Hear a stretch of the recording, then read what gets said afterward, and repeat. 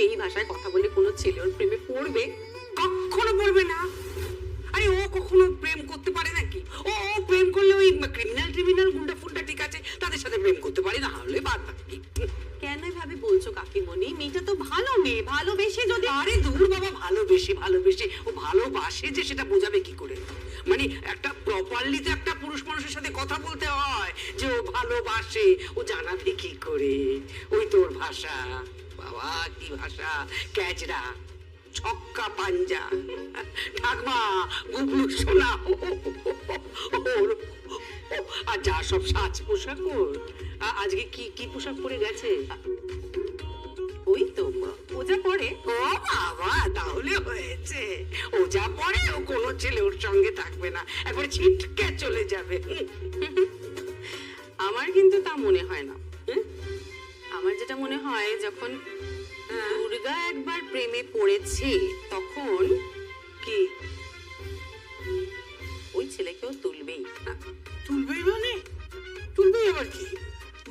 ও কি মালপত্র নাকি রে? এখনকার দিনে তো এই ভাষাই চলে, এগুলোই তো চলে। এগুলোই চলে? তো উল্টো পুরাণ।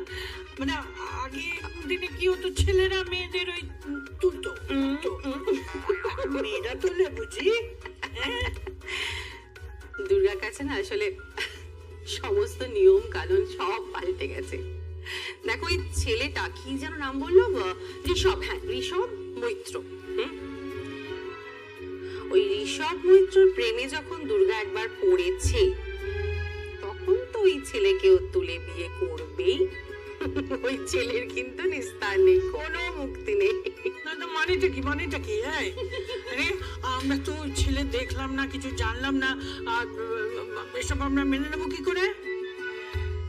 থাক না মা, দুর্গার জীবনে এই প্রথমবার মনে হয় কোনো পুরুষ মানুষকে ভালো লেগেছে। হ্যাঁ মা, এই প্রথমবারও কোনো পুরুষ মানুষকে ভালো বেসেছে। থাক না।